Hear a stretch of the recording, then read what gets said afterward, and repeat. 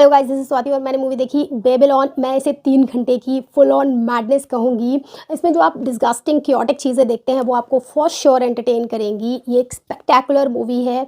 कला के सागर में गोते लगाते कलाकार जब उसकी लगातार बदलती और ऊंची उठती लहरों के साथ सामंजस्य बिठाकर आगे बढ़ जाते हैं तो वो कुछ लोग आगे निकल जाते हैं, ऊँचे उठ जाते हैं, और बाकी जो लोग पीछे रह जाते हैं, चीज़ों को पकड़े रहते हैं, वो डूब जाते हैं और ख़त्म हो जाते हैं। इसे बहुत ही बेहतरीन तरीके से डेमिन चिज़ेल ने अपनी इस मूवी में दिखाया है। यहाँ पर हॉलीवुड का जो साइलेंट मूवीज़ से टॉकीज़ मूवी में ट्रांजिशन हो रहा था, यानी जब आवाज़ नहीं हो रहती थी उन ब्लैक एंड वाइट मूवीज़ में, वो किस तरीके से उसमें आवाज़ दी गई और देखने वाले को तो बड़ा ही मज़ा आता था कि आवाज़ें आ रही हैं और हम चीज़ों को ज़्यादा रिलेट कर पाएंगे, गाने सुन पाएंगे। लेकिन उससे बनाना, वो ट्रांजिशन कितना ज़्यादा टफ था, कितनों को ले डूबा, वो कितनों को ऊपर पहुँचा दिया और कितने लोगों ने अपना रास्ता बदल लिया, उसे इसे अच्छे से दिखाया जा रहा है यहाँ पर।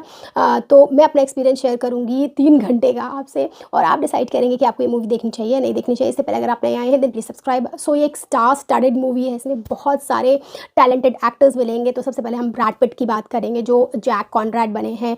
ये साइलेंट मूवीज़ के सुपरस्टार हैं, बड़ी फ्री स्पिरिट के साथ रहते हैं और शादियों पर शादी और डिवोर्स पे डिवोर्स आपको इसमें करते दिखेंगे, दिल फेक आशिक की तरह। यहाँ पर उनके साथ एक प्रॉब्लम है कि फेम उनका जो उनको मिला है वो इनके लिए एक दुधारी तलवार सा बन जाता है। वो पुरानी ही चीज़ों के साथ लैच ऑन करते हैं। जब साइलेंट से ट्रांजिशन होता है टॉकीज़ में, तब उनकी आवाज़ को लोग इतना पसंद नहीं करते हैं। इनफैक्ट उनका टाइम वेयर आउट हो चुका है और वो इस चीज़ को एक्सेप्ट कर नहीं पा रहे हैं, वो किसी और चीज़ में नहीं जाना चाहते हैं। और फाइनली ये फेम जो उनको इमॉर्टल बना देता है, कहते हैं आप मूवीज़ बनाते हैं तो आप हमेशा के लिए इमॉर्टल हो जाते हैं, दिखते हैं लोगों को, आगे आने वाली जनरेशन को, वो इनके लिए मौत का जो है ज़िम्मेदार हो जाता है, दुधारी तलवार की तरह ही। दूसरी है नेली, जो कि मार्गरेट रॉबी की मैं बेस्ट परफॉर्मेंस कहूँगी। उन्होंने यहाँ पर दिल खोल कर एक्टिंग करी हो और ऐसा लग ही नहीं रहा है कि कोई एक्ट कर रहा है, इतनी एप्ट लगी हो, वो फ्लॉलेस एक्टिंग की है उन्होंने यहाँ पर। और यहाँ पर एक मेरे फेवरेट कैरेक्टर हैं जो एंड में बताऊँगी, उनको टक्कर देती हुई लग रही है बराबर, और मैं दोनों को ही इस मूवी का शो स्टीलर कहना चाहूँगी। और यहाँ पर वो एक क्योटिक ब्रेन वाली लड़की बनी है जो टैलेंटेड हैं, लेकिन वो जब साइलेंट मूवीज़ का टाइम था वो एक नया तरीका लाती हैं, काफ़ी बिंदास, और जिसकी वजह से उनको वाइल्ड चाइल्ड भी कहा जाता है। वो खुद ही अपने अपने आप को ये नाम देती हैं। लेकिन जब टाइम्स चेंज होते हैं, लोग अब थोड़ी ज़्यादा मॉरल चीज़ें देखना चाहते हैं, तब उनके ऊपर क्वेश्चंस आने लगते हैं। एलीट पार्टीज़ वगैरह में उनको इतना ईजीली एक्सेप्ट नहीं किया जाता है, उनको नीचे देखा जाता है, लोग उनके पीछे बातें करने लगते हैं और वो इस चीज़ को एक्सेप्ट नहीं कर पाती हैं। बाकी नेली के साथ ये प्रॉब्लम है कि सामने से उसको ऑफर आता है मैनी का, जो मुझे अल पचिनो की याद दिलाते हैं, और वो तब भी इतना बढ़िया ऑफ़र होता है कि मैरिज कर लो, शादी करेंगे, यहाँ से निकल जाते हैं जहाँ तुम ये फंसी हुई हो सब कुछ। एक्चुअली उन्होंने अपनी लाइफ हेल बना कर रखी होती है, एक तरीके से नशे में और उधारी में होती हो, और पता नहीं कितनी ज़्यादा उन्होंने अपनी ज़िंदगी को बर्बाद कर लिया होता है। देन मैनी के बारे में बात करते हैं। डियागो, जो मुझे अगेन अल पचिनो की याद दिलाते हैं, और वो यहाँ पर एक ऐसे इंसान बने हैं जो कुछ बड़ी चीज़ का हिस्सा बनना चाहते हैं, कुछ बड़ा करना चाहते हैं, और एक तरीके से उनको फ्यूचर दिख जाता है। वो चीज़ों को भांप लेते हैं कि आगे आने वाली जो चीज़ें सक्सेसफुल रहेंगी, और इस तरीके से धीरे धीरे वो नो बड़ी से एक एग्जीक्यूटिव प्रोड्यूसर बन जाते हैं। एग्जीक्यूटिव पार्टनर होते हैं वहाँ के, प्रोड्यूसर कहेंगे ऑल इन ऑल। शुरू में तो अपने लोगों के लिए खड़े होते हैं, लेकिन कुछ ज़्यादा इतना कॉम्प्रोमाइज़ करने लगते हैं कि वो अपने आइडेंटिटी को ही पीछे छोड़ देते हैं, और उन्होंने भी बहुत अच्छी एक्टिंग करी है। देन आप आएंगे सिडनी पामर पे। सिडनी पामर एक ऐसा कैरेक्टर है, एक ब्लैक पर्सन का कैरेक्टर है जो बहुत अच्छे म्यूजिशियन हैं, लोगों को बहुत ही पसंद है। फिर उनको फ्रंट में स्क्रीन पर लाया जाता है, क्योंकि अब टॉकीज़ चल रहे हैं तो म्यूज़िक का बहुत ज़्यादा इंपॉर्टेंस बढ़ गया है, तो उनको स्क्रीन पर लाते हैं।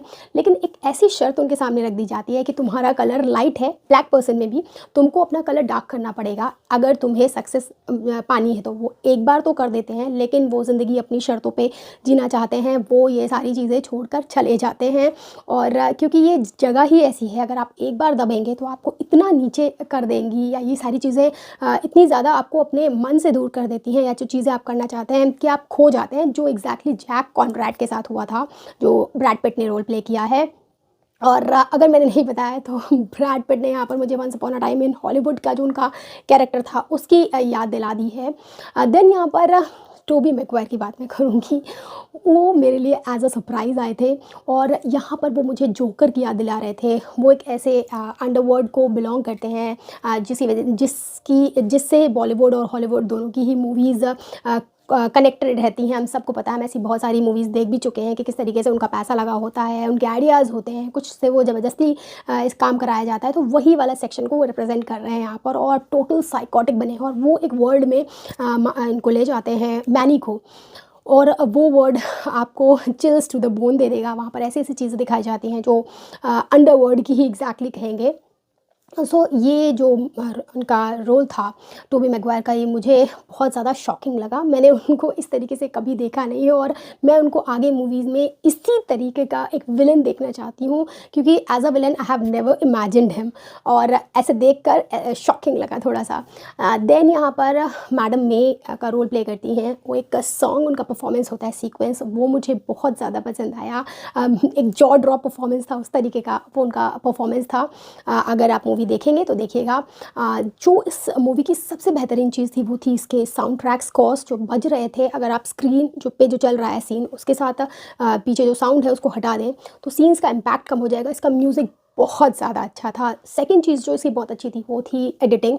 जो सीन्स जंप करते हैं और वो जो जंप कर रहे हैं सीन्स, उसका जो सेंस बनता है वो इतनी ज़्यादा जो है, ब्रेक होने के बाद भी एक फ्लो बना हुआ था, और वो बहुत ज़्यादा अच्छा था। थर्ड मूवी बहुत ज़्यादा scenic beauty in the sense कि जो ये दिखाना चाहते हैं, ये फ्री स्पिरिट दिखाना चाहते थे, और इसके लिए इन्होंने पार्टीज़ दिखाई जहाँ पे ऑर्जी हो रही है और ना जाने क्या क्या, क्योंकि वो जो ये कलाकार हैं इनकी फ्री स्पिरिट दिखाना चाहते हैं, और वो शायद इसी माध्यम से डेमिन दिखाना चाहते होंगे, और उन्होंने एक दो बार ऐसी पार्टीज़ दिखाई हैं। बाद में जब टाइम्स चेंज होते हैं तो किस तरीके से लोग एलीट पार्टी में ये सारी चीज़ें बंद हो जाती हैं। वही जैसे नेली के साथ होता है, मोरालिटी पे क्वेश्चन होने लगता है, तो फ्री स्पिरिट जो है आर्टिस्ट की वो दबाने लगते हैं, और लोगों को एक सर्टन तरीके से बिहेव करने को किया जाता है। तो वो चीज़ जो है पार्टीज़ में जो चेंज हो रहा है वो इससे दिखा रहे हैं ये। बाकी मूवी में बहुत ज़्यादा सुंदरता है, चाहे कॉस्ट्यूम्स को देखें, हेयर स्टाइल्स को देखें, बहुत ही ज़्यादा ब्यूटीफुल मूवी है। कुछ एक सीन्स तो इसके टोटल मैडनेस वाले हैं कि जब टॉकीज़ मूवी में साउंड का इतना ज़्यादा जो टेक्नोलॉजी थी वो एडवांस नहीं थी कैप्चर करने की, तो किस तरीके से पिन ड्रॉप साइलेंस होता था जहाँ पर शूटिंग चल रही है, और टोटल मैडनेस वहाँ पर हो रही थी। कुछ लोग मर रहे हैं, हार्ट अटैक पड़ रहा है, गर्मी लग रही है, पसीना टपक रहा है, और ना जाने क्या क्या। एक रैटल स्नेक वाला सीन है मार्गरेट रॉबी के साथ, आप वो देखिएगा आपने। मतलब डार्क कॉमेडी, यहाँ this is what we call dark comedy. Situation इतनी ज़्यादा बिखरी हुई है, ख़राब हो रखी है, तब भी हमें हंसी आ रही है। और भी बहुत सारे सीन्स हैं इसमें शुरू से, चाहे आप एलिफेंट वाला जो एकदम स्टार्टिंग का सीन है वो देखें, या क्रोकोडाइल वाले सीन आता है जो एंड में आता है, और वहाँ पर सारा जो अंडरवर्ल्ड में दिखा रहे हैं वो। तो ये सारी चीज़ें बहुत ही डिफरेंट हैं, इनोवेटिव हैं, और मुझे बहुत पसंद आई हैं। ये मेरे लिए एक एपिक मूवी है जो स्पेक्टेकुलर भी है। That's it, bye.